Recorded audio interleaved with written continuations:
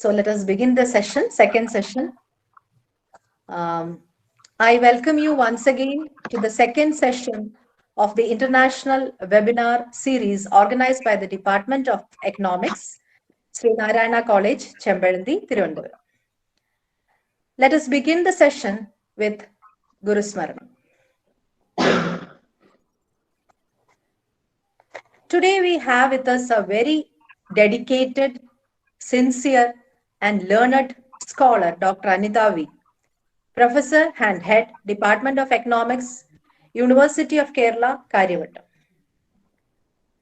The pandemic and environmental issues. This is a topic we are going to deal with today. On introspection, we feel that this pandemic is a method through which our Mother Nature is teaching us some very basic lessons, which we all forgot deliberately. Dr. Anita V will be taking us across the various aspects of the environment during this pandemic situation. Now, moving on, I invite Dr. Kumar SP, Professor of Economics, for the welcome address. Over to Kumar.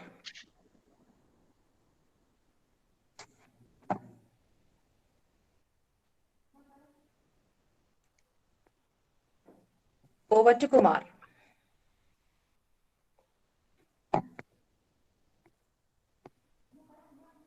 Kumar?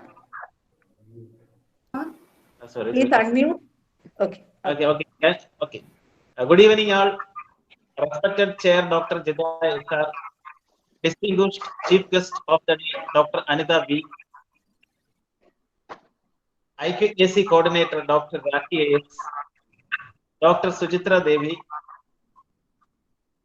Coordinator and Head of the Department of Economics of our college, all faculty members, academicians, and friends. Welcome to the second session of the international webinar hosted by the Department of Economics, Sri Narayana College, Chembalanthi. The topic of the day is the pandemic and environmental issues. The objective of this paper is to assess the possible impact of COVID-19 on environment. As we all know that the impact of COVID-19 has both positive as well as negative effects. The major positive effect may be considered as the reduction of air pollution due to lockdown. And the major negative effect is the overuse of plastic products for the protection from the pandemic. And what extent the sustainability of the positive effect of this pandemic is still a big question. Fortunately, we have with us our eminent expert in environmental economics, Dr. V. Anita with us, and she will enlighten us all these matters. We eagerly hoping you, ma'am. With these words, let me come to my duty. That is, first of all, I would like to invite Dr. Jidai sir, our respected principal, who has been a pillar of support and a heart and soul of our institution. She is also have an admirable personality with great teaching and leadership qualification. Ma'am, on behalf of me and all of us gathered here, I welcome you to the webinar. Thank you, Kumar. We have with us our distinguished chief guest, Dr. Anita V, Professor and Head of the Department of Economics of Kerala University. She is also the Honorable Director of the Scheme on Study on the cost of cultivation of principal course in Kerala, Karyavattam University. She has got her credit with 8 articles in various international and national journals, 10 chapters in edited books, 4 reports, and 12 conference proceedings. She has presented more than 22 papers in both international and national seminars and webinars. Moreover, she has successfully completed 4 major research projects and 4 minor research projects. Dr. Anita is an associateship holder of Inter-University Center of Alternative Economics, Kerala University.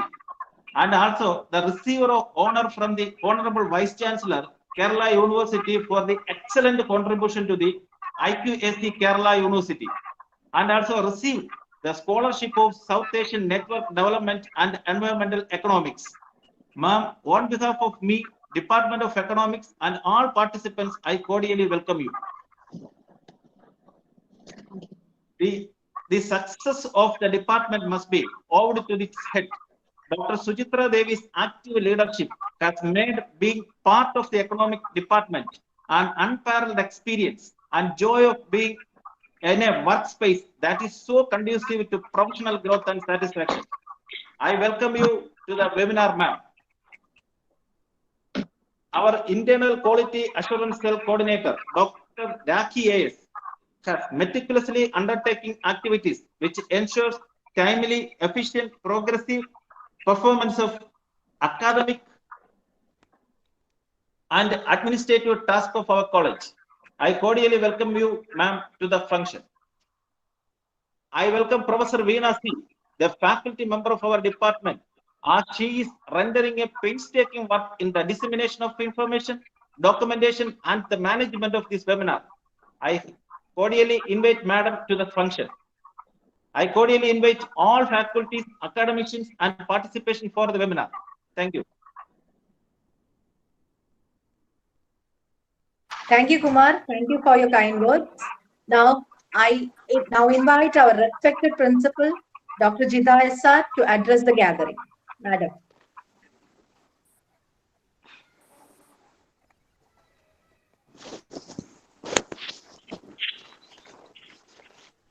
A very good evening to all of you.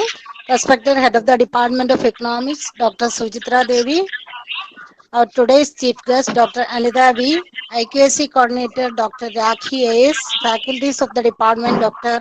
Kumar SV, Srimati Veena C, faculties of our college, faculties from other colleges, and my dear students and ladies and gentlemen. The worldwide disruption is caused by COVID-19, the pandemic, and it has resulted numerous impacts on economy and environment. The decline in planned travel has caused many regions to experience a large drop in air pollution, including Delhi. The outbreak has also provided cover for illegal activities such as the deforestation and unemployment and reduction in the national and state income. Today we have Dr. Anida, Head of the Department of Economics, to explain the pandemic and environment. I congratulate the Department of Economics for organizing such a webinar on a most important and relevant topic. I welcome Dr. Anida to deliver this lecture, and I wish all success to this program. Thank you all. Thank you, Madam. Thank you so much. Now, I invite our resource person, Dr. Anita V, to enlighten the audience with her presentation. Anita.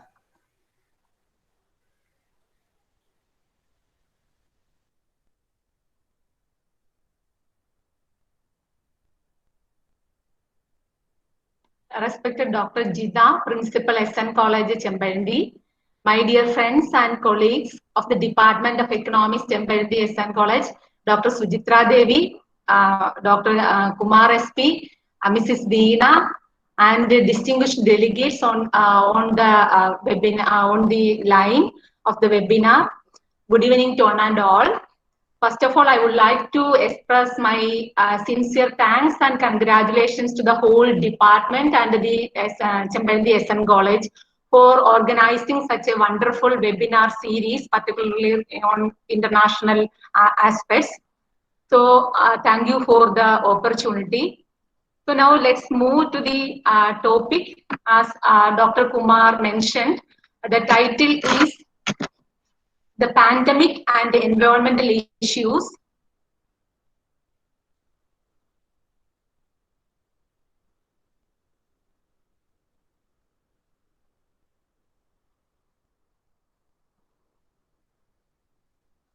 Just wait for 1 minute. Trying to share this.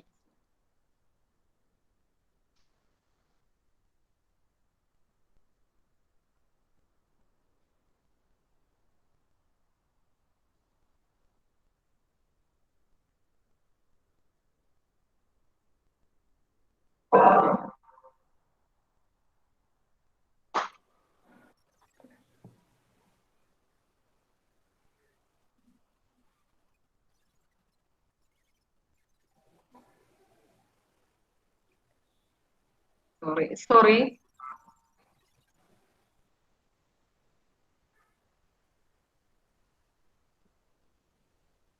We can see the slides. Okay, wait 1 second. That's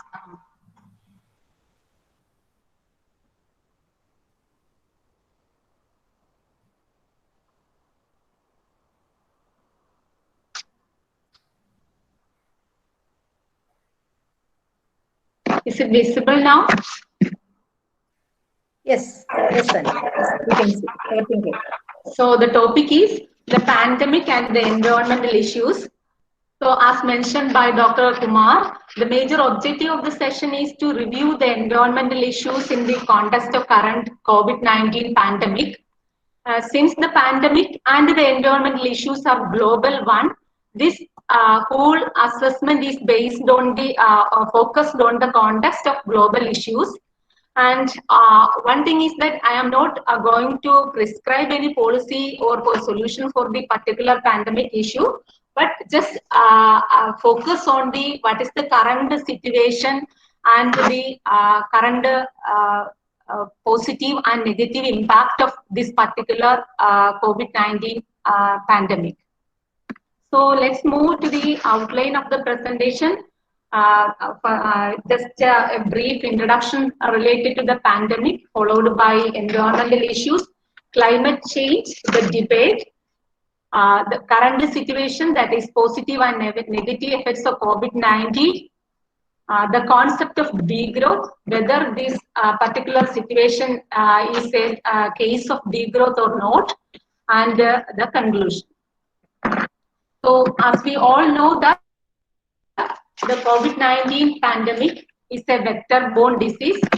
See that we usually use the word vector-borne based on the transmission of the particular disease. Here the transmitter is people or the human being, and that is the people are both vectors and victims of the particular disease.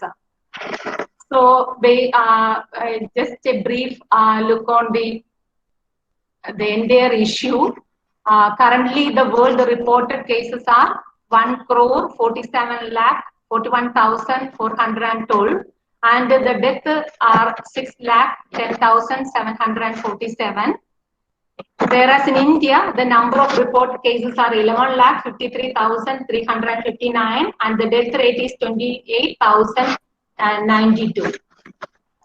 If we compare the theoretical background related to a pandemic, the usual rate is the death rate is only less than 1% or maximum up to 2%.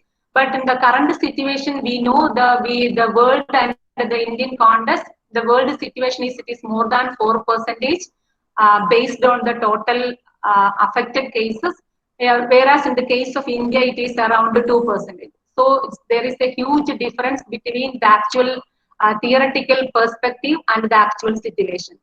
And about 213 countries and provinces are affected this issue, and about 120 countries followed strict lockdown. And as a result of this strict lockdown, around 500 million people falling into poverty, and the expected drop in world output is around 3%, as mentioned by Professor Dr. C. Muthuraja yesterday. This is affected almost all areas of the all sectors in the country. See, when we analyze with a fiscal crisis with this pandemic, in the case of a fiscal crisis, it's a slow one. It's gradually percolated to the other sectors. It first affected the financial stability of the economy. But if in the case of this issue, it is affected all the sectors simultaneously. That's why its impact is very heavy. And the theorists and the economists predicted a future huge recession for the next 2 or 3 years. So this is its impact on economic, social, and environmental, and the whole world is very, very heavy, and it's affected highly. But now I am focused only on the issues related to the environmental impact. We all know that environmental impact is influenced by other sectors also. Still, I am focused on the effects of the epidemic or the pandemic on the environmental issues. So before going to the environmental issues or the two concepts we have to analyze, that is climate change and global warming. As you all know that climate change refers to a statistically significant variations in either the mean state of the climate or in its variability persisting for an extended period. That's the extended period is the minimum of 30 years. Whereas in the case of global warming, it is the unusually rapid increase in Earth's average surface temperature over the past century, primarily due to the greenhouse gases released by people burning fossil fuels.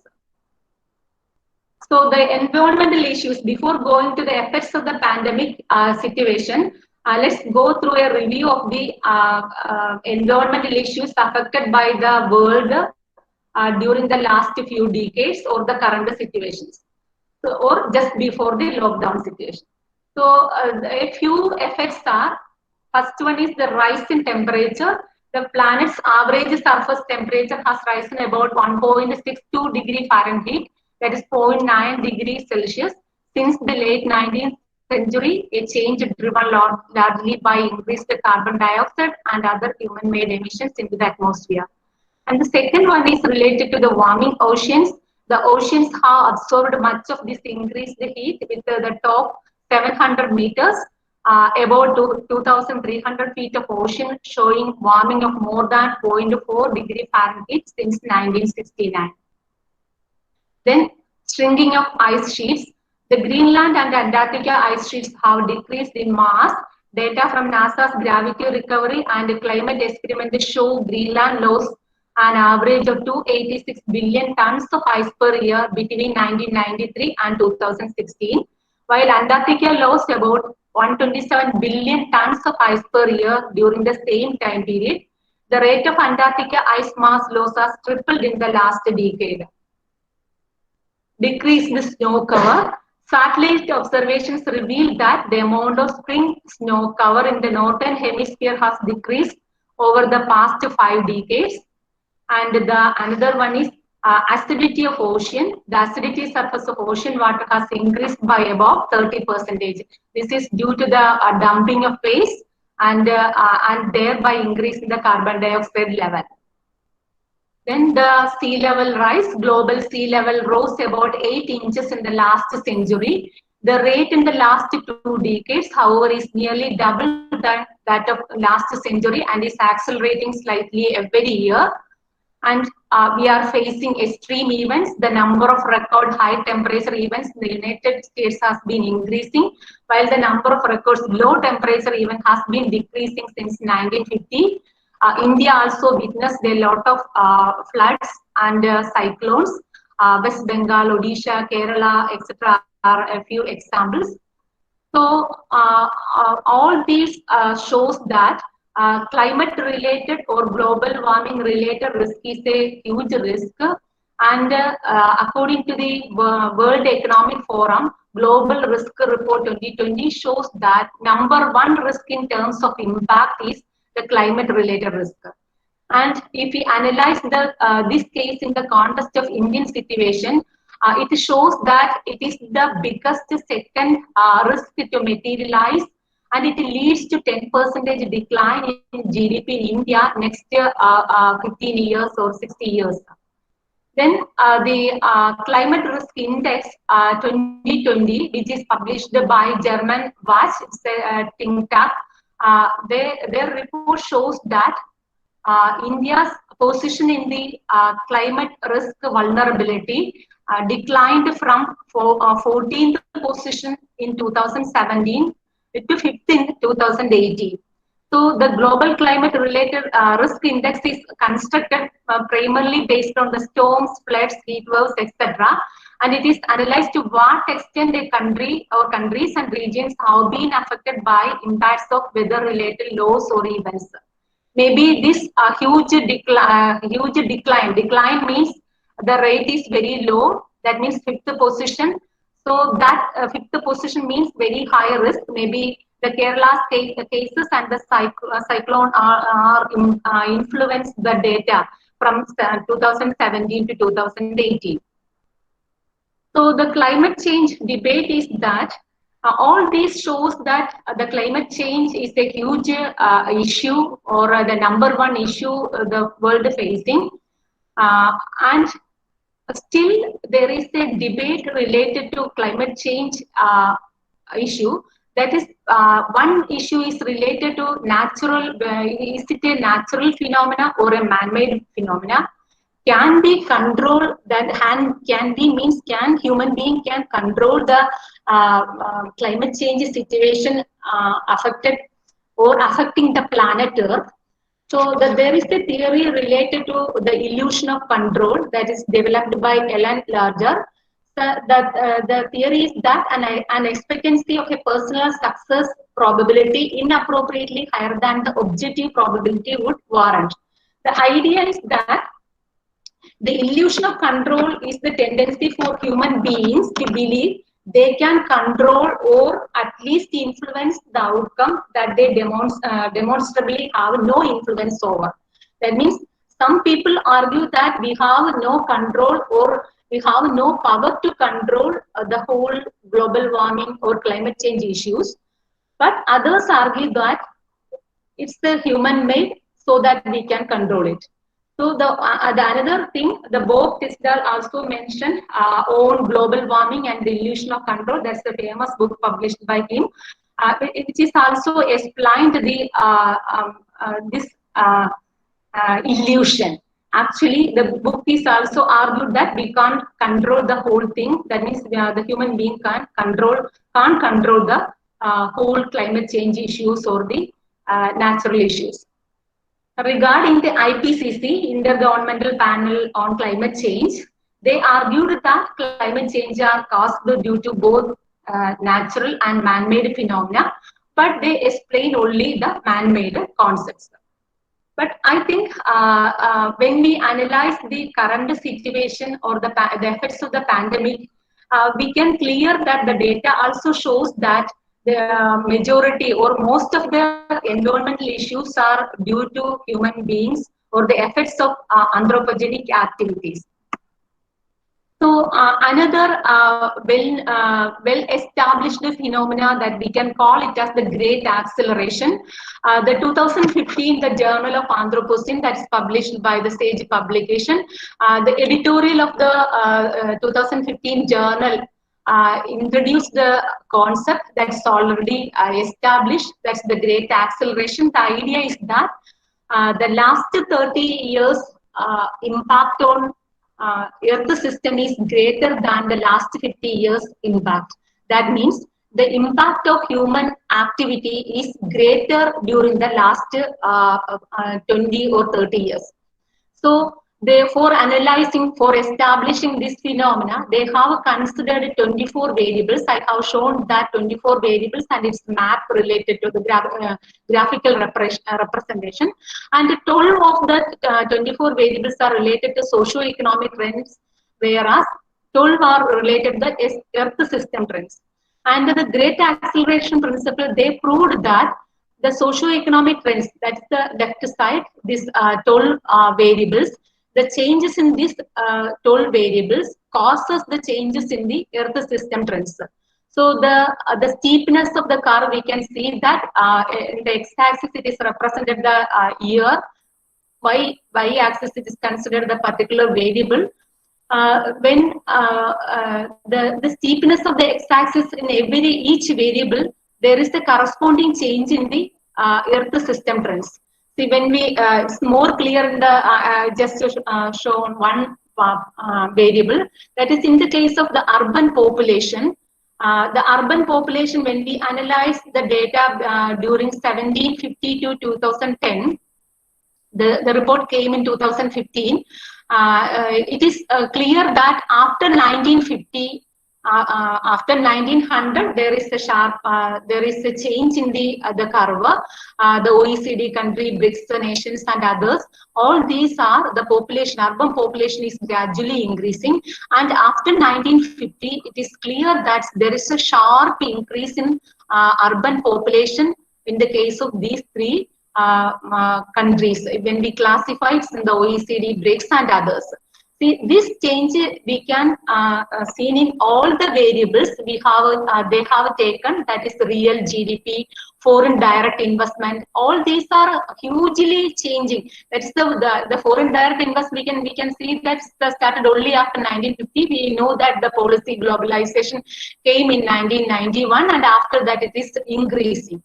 So the urban population, world population, primary energy use, all these are and other variables: fertilizer consumption, large dams, water use, paper production, transportation, telecommunication, international tourism. All these 12 variables increasing at a higher rate only after 1950 or in the beginning of this century. So the corresponding change we can see in the Earth system trends also.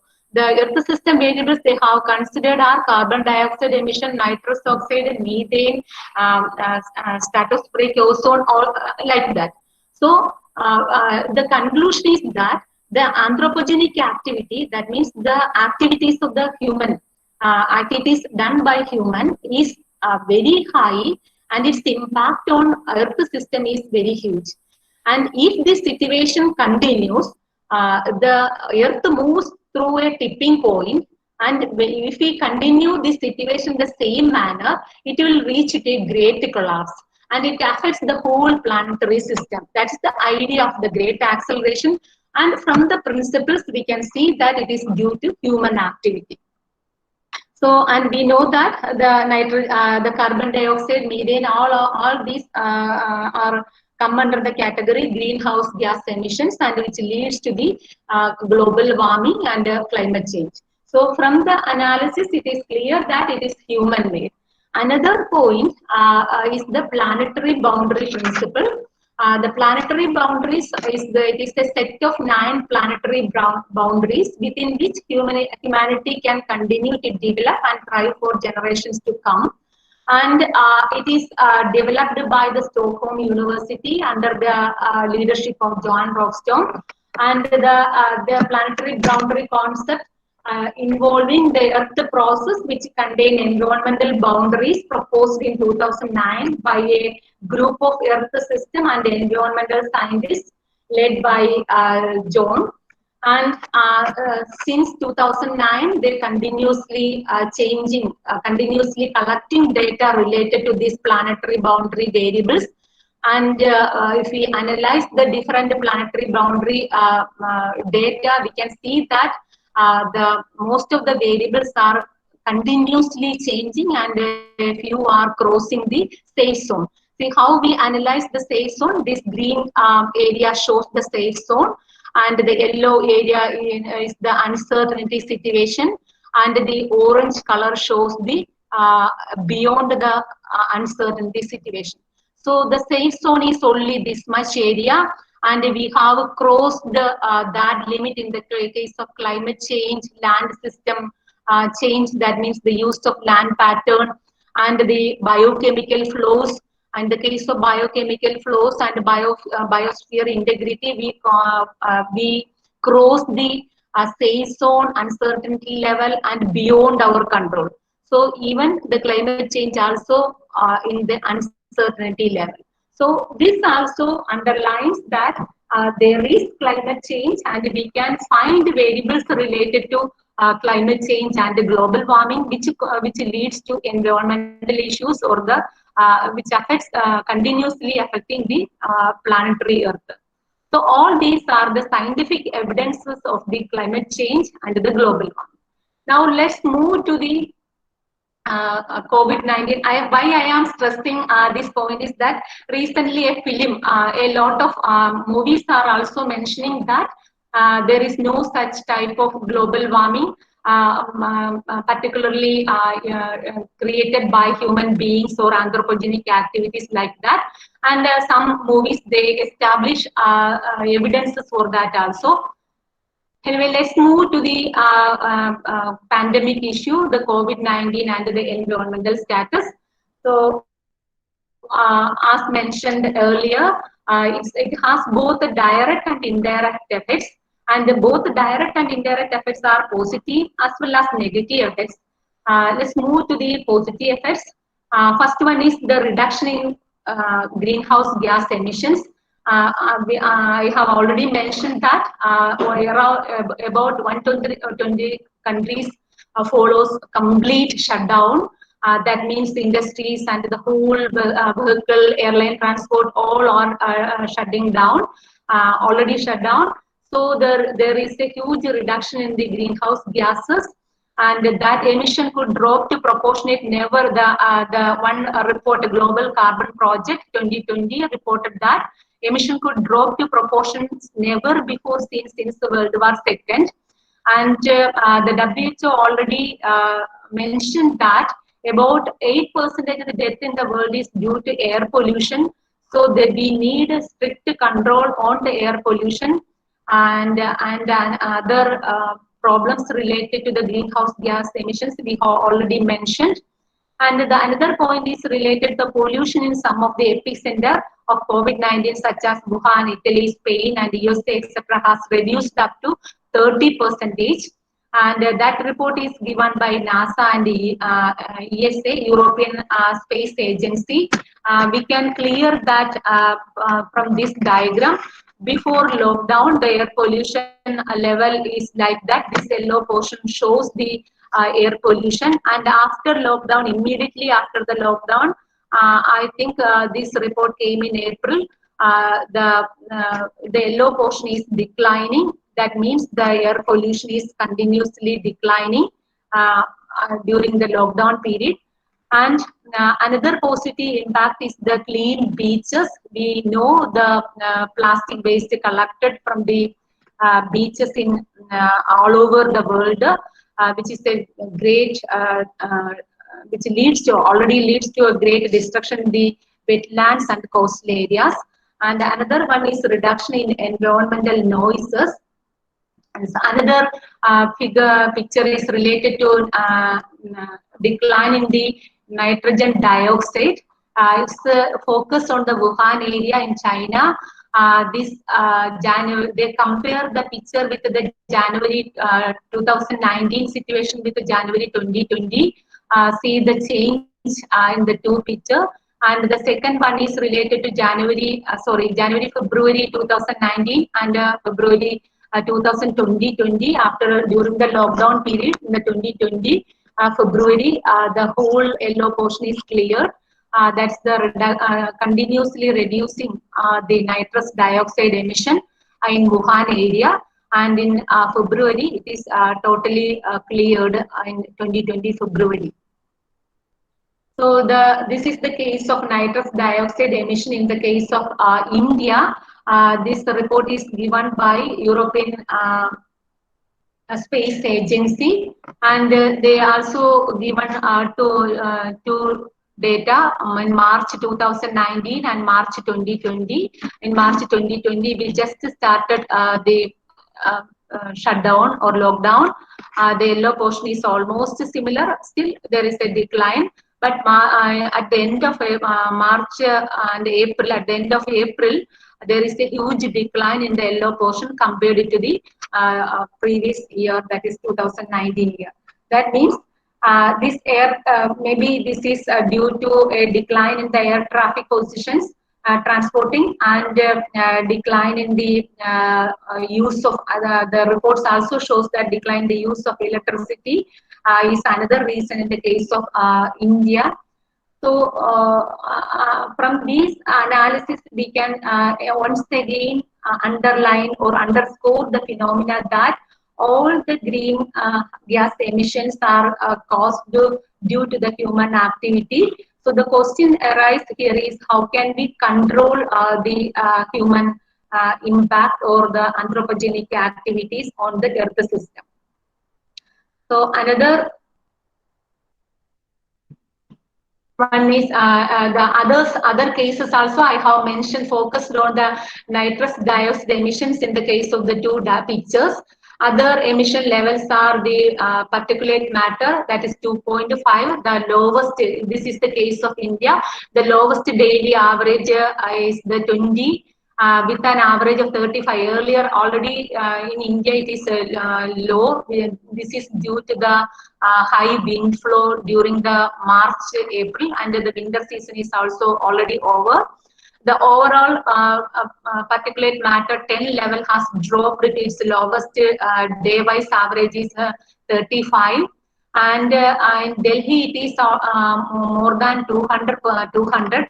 Now it's only 35. This PM10 is a particulate matter is a suspended particle. It is a hazardous thing in the case of human being or which causes health issues. Whereas in the case of sulfur dioxide, there is no change in the sulfur dioxide emissions. Carbon monoxide, the daytime average during February, March ranged from 600 to 1000. And during the lockdown period, it is reduced to 500 to 800. In the case of ozone, before the lockdown, the daytime average was in the range of 15 to 40. And after the lockdown, it is considerably high, that is 25 to 70. That's a good thing. Means it's a chemical reaction. Usually ozone O3, that is declining due to the impact of or the higher rate of nitrous dioxide. So when it's due to the chemical reaction, the nitrous dioxide decline. The nitrous dioxide leads to an increase in the presence of ozone, which protects our Mother Earth from the ultraviolet rays. Next, I have mentioned that the reduction in environmental noises. Environmental noise is defined as an unwanted sound that could be generated by anthropogenic activities, for instance, industrial or commercial activities. It is one of the main source of discomfort for the population and the environment, causing health problems and altering the natural condition of the ecosystem. So due to this COVID-19 issue and the lockdown, we can reduce the environmental noises.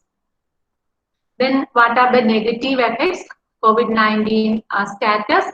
The suspended recycling unit, like all other industrial units, even in USA also they closed the recycling units in India and China, Spain, Germany. All the major countries stopped their recycling unit also. That means there is a huge increase in the waste in solid form or in inorganic form. Next is the use of disinfectants. Due to the COVID-19 pandemic prevention procedure, we are using a number of disinfectants in the form of sanitizer, water purification. There are reports which shows that in all over the world, the water purification, we use more chlorination compared to the previous position to protect the people. And the use of bleaching powder, all these are the use of disinfectants is highly increasing. This will lead to use of disinfectants means even we use whether it's in the case of a landed area or in a room, wherever we use it, ultimately it reaches in air or in water. So when it mingles with the air or water, it leads to health hazards and environmental issues. Then the next one is the global finance and the CSR. See, again the reports shows that there is a decline. The FDI, foreign direct investment, there is a decline in 80% of foreign direct investment, and all other industries are affecting this foreign direct investment and the financial transactions. That means there is a reduction in the production and consumption. All these affect the profit of companies. Affecting the profit of the companies means usually we use based on the Indian principle, 2% of their profit is used for turnover is used for corporate social responsibility. Usually a percentage of corporate social responsibility is used for the environmental protection, health, education, etc. When a reduction in the company's profit or global finance means there is a reduction in the corporate social responsibility that fund. That means in the next years there is in the current year and the next year there is a huge reduction in the corporate social responsibility, which will affect the environmental situations. So these are the negative situations due to the COVID-19 issues. Next is the increase in waste, the domestic waste due to increasing online order, particularly related to food articles. There is a huge increase the waste that report is came under the study of USA and China. And the medical waste, it is reported that an average of 240 metric tons of medical waste per day during the outbreak. Compared to their previous average, it is only 50 tons. These are the studies came under the situation of developed countries, and the developing countries also are also using a lot of medical waste. They are creating a lot of medical waste as well as domestic waste. So this is also applicable in the case of India and Kerala. Then the question emerging is whether we have seen a lot of positive effects and negative effects. So whether these positive effects are as mentioned by Dr. Kumar, whether it is sustainable or not.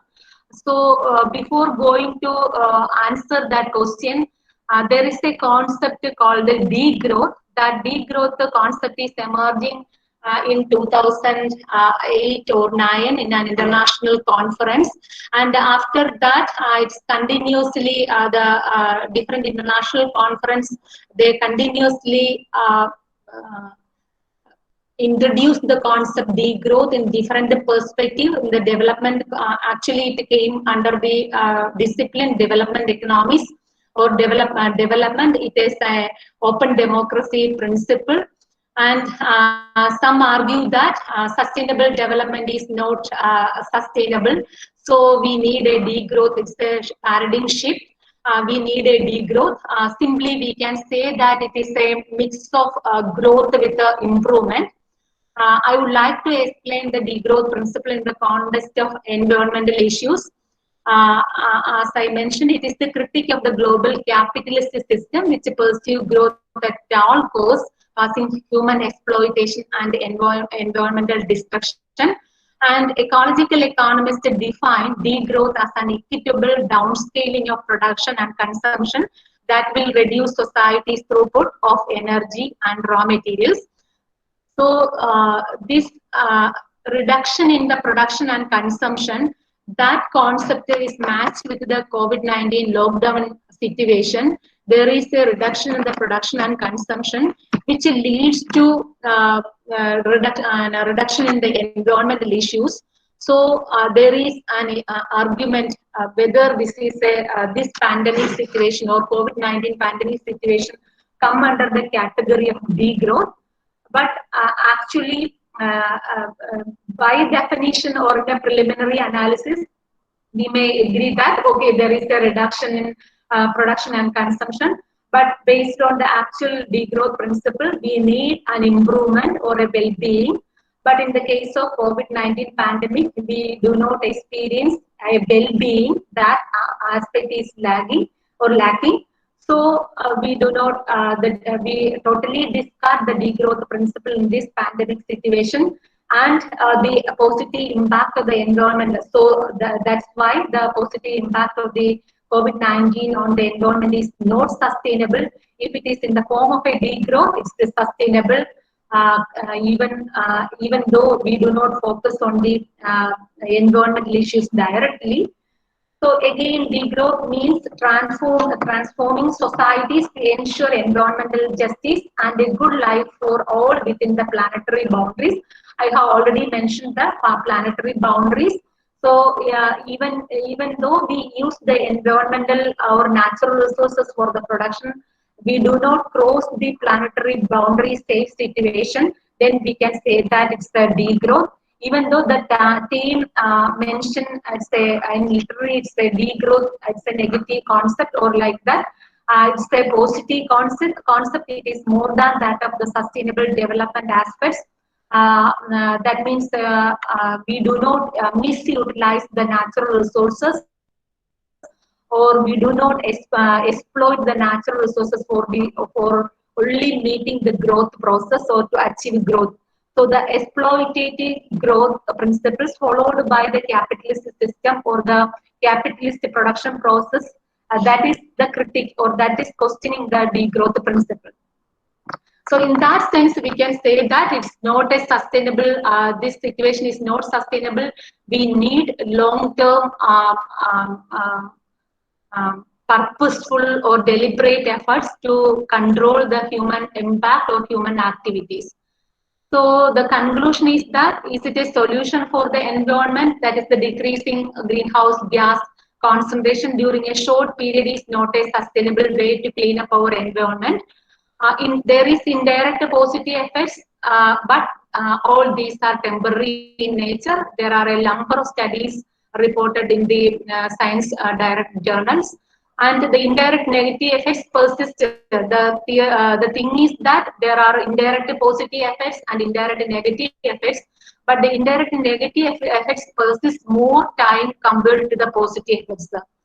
And we can't control the indirect negative effects or the persistence. That's why we deliberate. That's why I have already mentioned we should focus on the principles to control the environmental issues, and we need global cooperations. This is not my idea. The reported international journals, scientific journals continuously quoted the point global cooperation. Even in our sustainable development goals, one goal is related to global cooperation, but still we have in the 50th year of sustainable goals, but still we do not interfere or touch that area. So we should focus on the global cooperation and the other aspects. We have Paris Convention, Intergovernmental Panel on Climate Change. We have to achieve many targets within 2030 and within next 5 years. So deliberate efforts needed to control the environmental issues. Thank you. Thank you, Anita. Thank you very much. Thank you for your informative and beautiful presentation, as you have actually systematically explained and covered almost all the nooks and corners of the topic. Beginning from the great acceleration, as you mentioned, from 1950 onwards, as the population is rising, and what are the human activities, what is the impact of it, also the great acceleration and all. Thank you very much, Anita, for your beautiful presentation. So now I would say that it's time for interaction, and I request the participants, they can please put your queries in the chat box. And I request my fellow faculty member, Veena, to head the interactive session. Over to you, Veena.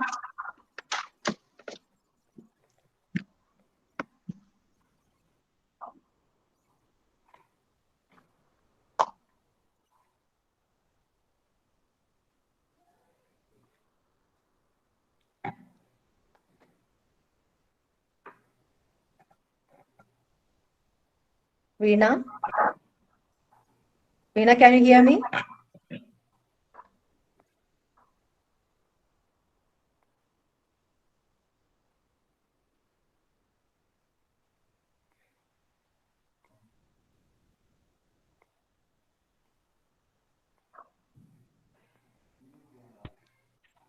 Veena?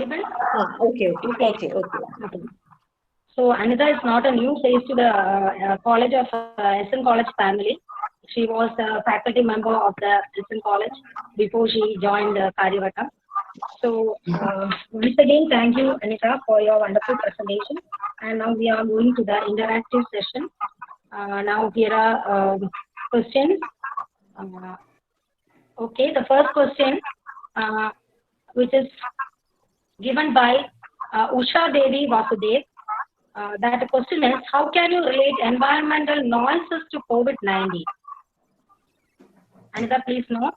The question is, how can you relate environmental noises to COVID-19? How can you relate environmental noise?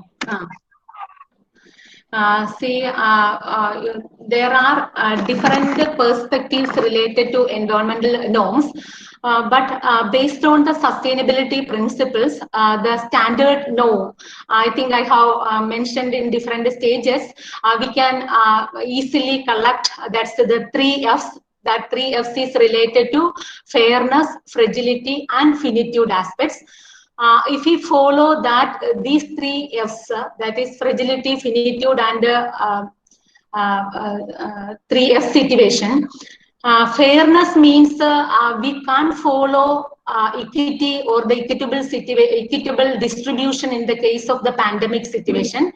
See, maybe you all are aware that the equitable principle means if we in an unequal system or unequal society, if we distribute equally, then only we can create, if we distribute unequally, then only we can create an equitable situation.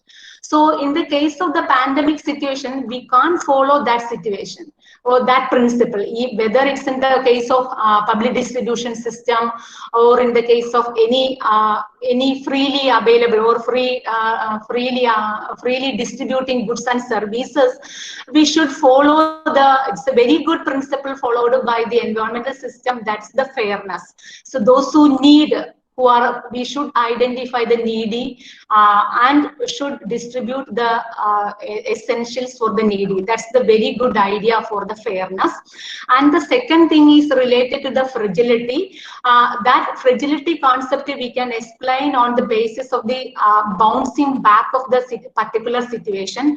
So when we compare that environmental situation with the pandemic situation or the resilience aspects, as in the case of environment, it's very difficult to, when a system is changing from the normal situation, it is very difficult to bouncing back to the original situation.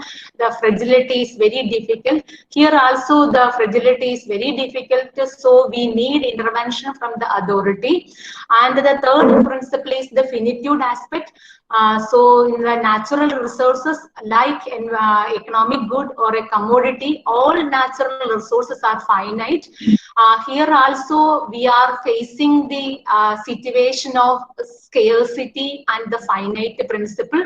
So there are a lot of secondary principles associated with that, justice, time boundness, all these are related to finitude aspects. So we should also consider the scarcity principles in the case of pandemic. We'll consider us in the environmental issues.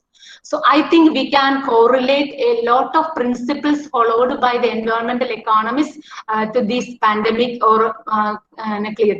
Maybe it's due to the social sector phenomena. We use the educational principles, health sector, and the environment. All these three are come under the common roof. Maybe we can use that principle here also. Next question is, it is asked by Gayatri. Her question is, what will be the world environment policy after COVID-19 pandemic? What will be the world environment policy after COVID-19 pandemic? See, actually, just before the lockdown, the whole world is discussing about the environmental issues, particularly related to the environmental finance. I have already mentioned that the global risk report. And most of the countries, most of the developed countries, even the developed countries are fearing the global risk level. And I think Japan and Philippines, all these come under the high risk category. India's position is only in the 5th position. And the global developed countries, even the developed countries and the developing countries are thinking about the situation of green financing. So green financing is a necessary one, and how we can mobilize green finance is a question. And even in RBI also taking steps to for green financing methods, but we are not finalizing the procedure. And most of the countries in the world also following the green financing mechanism to control the environmental issues. Maybe after COVID-19 pandemic, maybe the whole world is give more focus to that type of policies or programs. We have already started the sustainable development programs, but even if we achieve the sustainable development goals in 2030, we need to mobilize a lot of resources.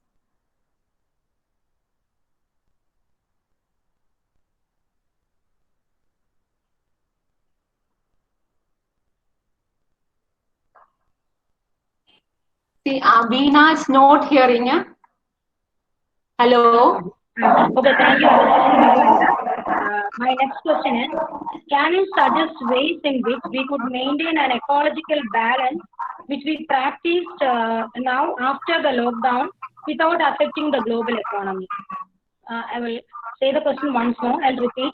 Can you suggest ways in which we could maintain an ecological balance which we practice now after the lockdown without affecting the global economy? Anita, am I audible? Yeah. Okay. Suggest the ecological principles.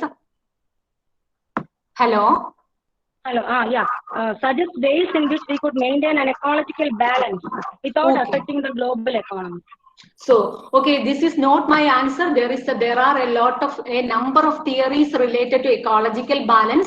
See, based on the pure ecological model or ecological principle, economic system is a subset of ecological principles. We have, if we go through the theories, we can see that the conventional Mickey Mouse model, and then we move to other models. In the Mickey Mouse model and other models, economic system is the subsystem of only ecological system, or the ecological system is the subsystem of the economic system. That's the conventional system. But the pure ecological model suggested that economic system is only the subsystem of the ecological system, and we should consider the economic system, the ecological system, while we move through each and every activity. That means economic system is embedded in the ecological system. So it's only a part of the ecological system. In a wider perspective, ecology is the wider perspective, and we have that ecological model. We consider each and every production and distribution activity based on the to conserve the ecological system. So if we follow, even the ecological economists argue for implementing this type of ecological model since 1990s, and since 2001, they deliberately focused on different models. But still we couldn't succeed in that level. But still there are policies and programs there. Maybe we can, this is not my suggestion, already ecologists, environmental economists already developed these theories. I think these models are very useful to conserve the ecological system without affecting the global level. Thank you, Anita. This question was posted by Jeffy Anil of the third semester BA Economics of our college. The next question is by M. Sharavanan. The question is, for foreign investment which promotes employment generation also aggravates pollution. Can you suggest certain measures how to cope up with this pollution? See, every activity, every economic activity leads to some byproducts, means externalities. See, when we just to analyze the concept of sustainability. See, we all argue for the sustainability principle. See, how we measure there is a progress in the sustainability. See, we need employment. That means we need growth. At the same time, we need to conserve the natural resources and the whole system. So how can we say that there is a sustainable, there is an improvement in the sustainability, or there is an improvement in the whole system? Means if we move in a positive manner, or if there is a progress in the whole system, that means the environmental system and the conservation aspects, then we can say that there is an improvement in the sustainability. So the ecological principles, there is a trade-off between the employment and the environmental conservation, that is sure, but we should balance that one. And if there is a movement, if there is a progress in these two aspects simultaneously, then we can say that there is an improvement. That is the principles underlying the ecological system. That's very difficult, but still we are trying for that one. Next question is posted by Vinayagan Sajid. Can you suggest some of the innovative ideas to be made to traditional economic theory to deal with the emerging environmental economic issues like the pandemic? I repeat once again. Can you suggest some of the innovative ideas to be made to the traditional economic theory to deal with the emerging environmental economic issues like the pandemic? A traditional economic theory, I think it's the classical theory, classical and neoclassical perspective. For the whole ecological theory, we can classify into two ways. Maybe we can classify in that two ways. One is the mainstream aspects, that's the conventional economic theories. Maybe that includes the classical and neoclassical perspective. And the second one is the alternative principle, or the heterodox aspects, or the alternative principles. So that alternative aspect, since 1990, we call it as the ecological principles. So even though the ecological economics developed since 1990, they developed a lot of theories. Still, the ecological economists use the conventional theories and conventional tools, or the conventional classical and neoclassical theories or rules and the policies, not the policies, their models and the tools. And while interpreting the result of the particular issue, they developed it in the alternative perspective, or in the ecological aspects principle. So there are basic principles for the ecological aspects and the alternative perspectives. So we use the same, a lot of papers are there, a lot of research articles are also there. We use the same principles and the same models and the tools followed by the mainstream economists, and interpret that result in the ecological economic perspective. So, the best example is that, in the case of the basic idea is that in the neoclassical principles, they say that the basic idea is that we can substitute man-made capital with the natural capital. But what is the idea of the ecological economists? They argue that we can't substitute man-made capital with the natural capital. Both are entirely different. But while analyzing a concept, we use the same Pigovian model of taxation, quiescent bargaining principles.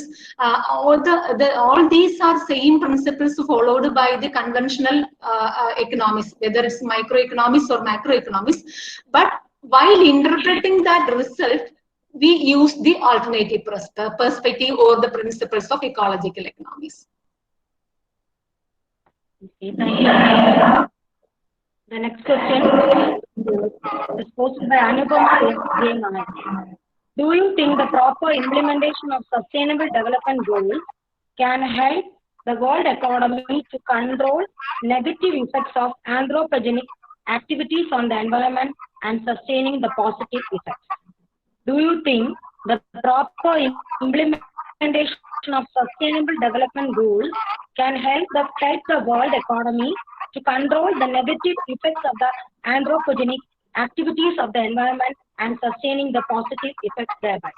Okay, I didn't get the term proper implementation of the sustainable development goals. Sustainable development, there are a lot of criticisms related to even in the sustainable development goals. If you go through the subcategories or targets, sub-targets and indicators, we can see that there are some drawbacks related to that, even that goal itself. So proper, I don't know what you mean by the proper implementation. Proper implementation in the context of ecological economics, then it's okay. If we implement the sustainable or the policies and programs in the ecological economics principle, then it's very good. We can achieve that one. I don't know what you mean by the proper, the concept. But if you go through the last 5 years experience, most of the cases, we can see that we do not follow the complete or strict rules of ecological economics principle. It's an emerging area. Anyway, we need to develop our policies and programs in that manner. Maybe the decentralized planning process, we can utilize the principles of decentralized planning by part. We can implement or develop the ecological sustainability, and that means local action and which may lead to the state level and national level and the international level.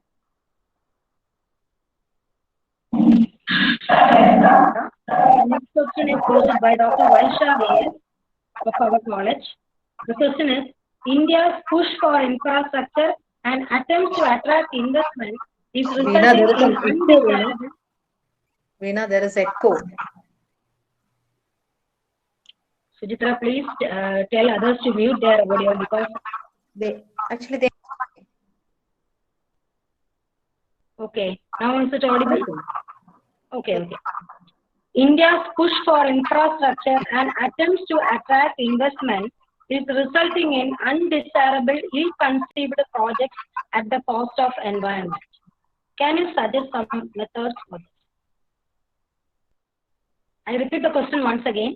India's push for infrastructure and attempts to attract investment is resulting in undesirable, and ill-conceived projects at the cost of environment.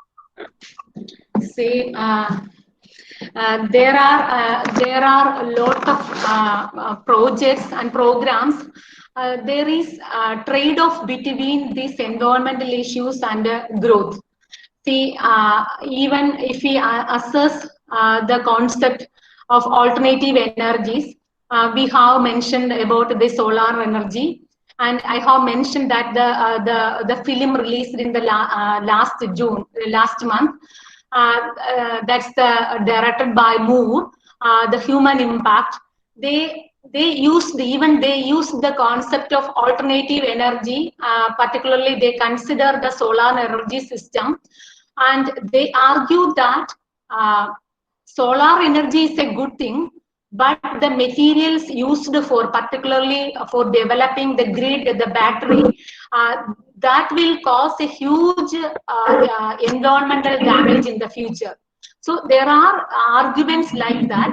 So every activity, we need a trade-off between environmental issues and the whole development or the growth.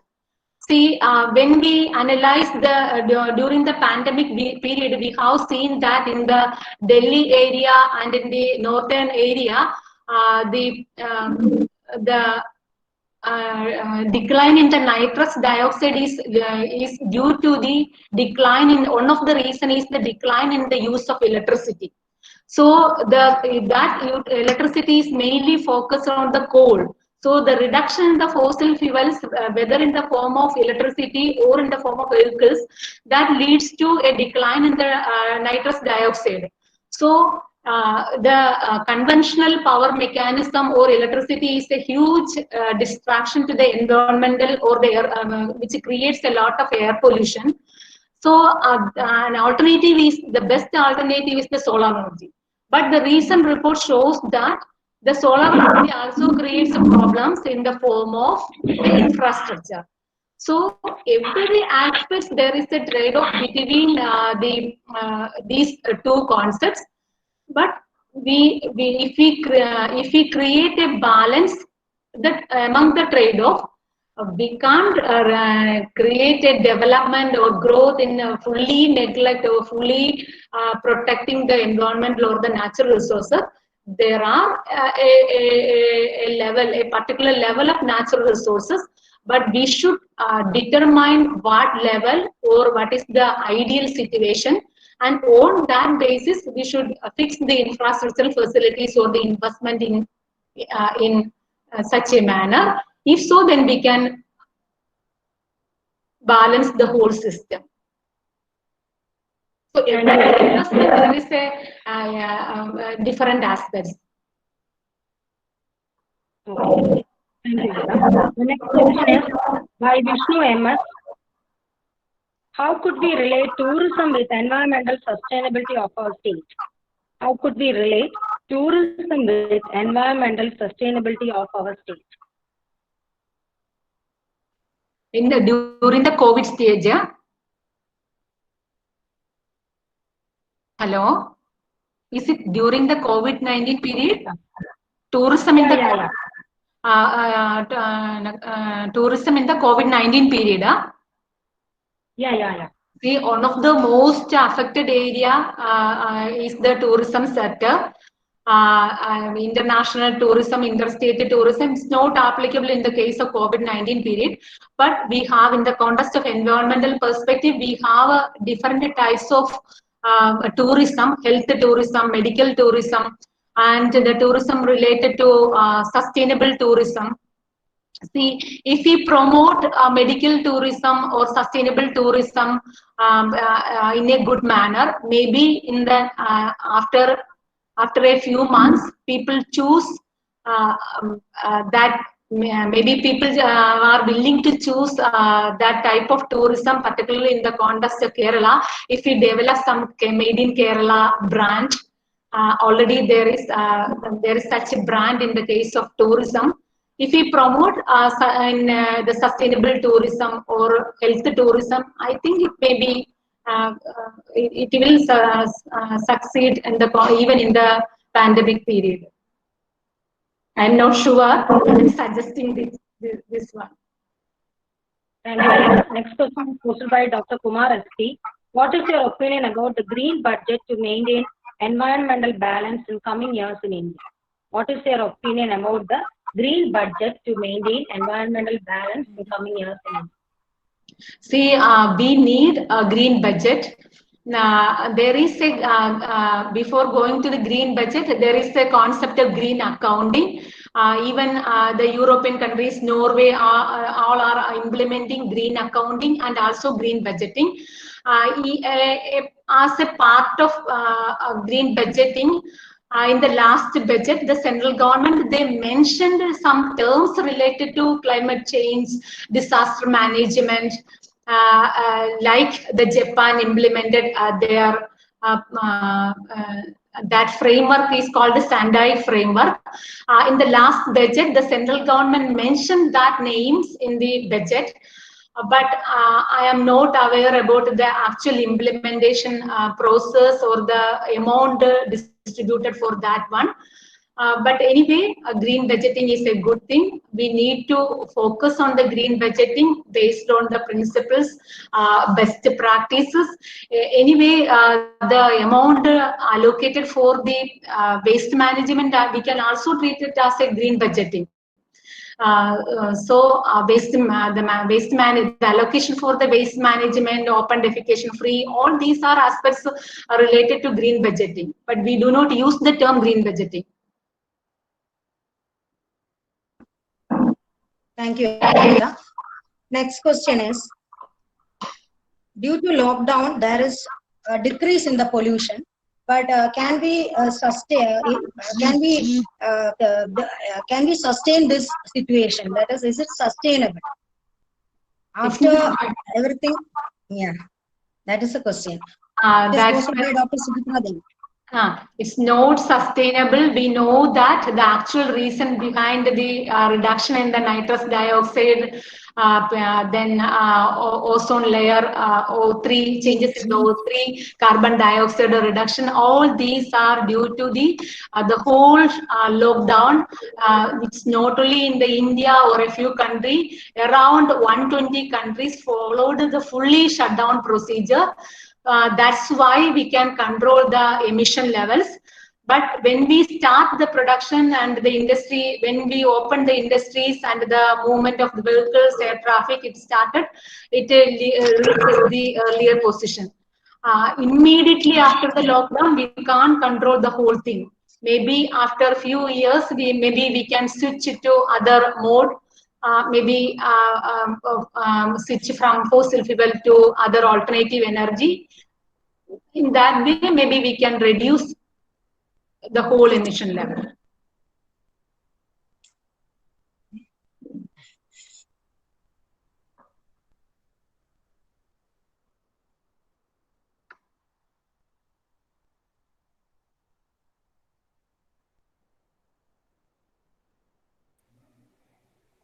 Hello, Veena. Hello, Veena. Hello. Anita, I think almost all the questions have been answered by you. And I think the interactive session is going to end. Almost all the questions have been answered. Thank you. And thank you the whole team. Once again, thank you the whole team and the Persian listening. And for the Persian listening, thank you all. So for the nice interaction. Okay, thank you. Okay, thank you, Anita. Thank you so much. Thank you very much for your valuable answers you have given to the participants. They too have interacted in a nice manner. So thank you, Veena, once again for heading the interactive session in the most proper way. Now, to conclude, I request Veena to deliver a vote of thanks. Thank you, Sujitra. Respected Principal of the College, Dr. Jida SR, Resource Person of the Day, Dr. V. Anita, Head of the Department, Dr. Sujitra, Faculty Member, Dr. Kumar SP, IQAC Coordinator, Dr. A.S. Rakhi, participants of the webinar from almost all parts of the state, and my dear students. Today's session of the webinar dealt with the topic of pandemic and environmental issues. The impact of COVID-19 on environment is a topic which should be addressed more seriously in a country like India, where population growth is high. For the last 3 to 4 months, there has been a substantial reduction in air pollution, improvement in water quality, healing of ozone layer, fall in global carbon emissions, and the positive effects are also like wildlife and in vegetation. All these positive effects of environment will bounce back once this pandemic eventually subside.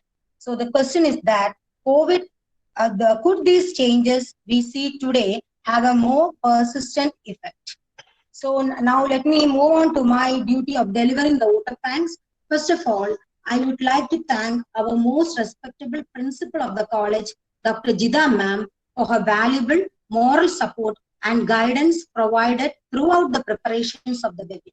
On behalf of the staff and students of the Department of Economics and on my behalf, let me express my profound gratitude to you, ma'am. Thank you, Veena. Next, I wish to thank our honorable resource person, Dr. Anita V, who had delivered a very inspiring and informative lecture on the topic pandemic and environmental issues. Again, on behalf of the Department of Economics and all the participants gathered here, and on my personal behalf, I extend a heartfelt appreciation to you, ma'am. I would like to thank Dr. Rakhi A.S., our IQAC coordinator, for her painless dedication and assistance given to us in conducting program like this. I must mention a deep sense of appreciation to our beloved head of the department, Dr. Sujitra Devi, the coordinator of the webinar, for her effortless and earnest dedication to the department and also for the motivation provided to us. On behalf of the faculty members and students and on behalf of myself, I extend a special thanks to her. Without mentioning the name of Dr. Kumar SP would be meaningless. He has been a constant source of encouragement and a supporting factor for both of us and for the webinar. I extend my sincere thanks to him. I wish to acknowledge our gratitude to all participants of the webinar, HODs and faculty members from our college and from other colleges, resource person and all. On behalf of the Department of Economics and on my personal behalf, I extend a heartfelt thankfulness to you all. Last but not the least, I would like to thank my dear students from both from our department and from other departments who have been actively participating in the webinar to make it an unforgettable event. Once again, I thank each and every participant of the webinar. Thank you all.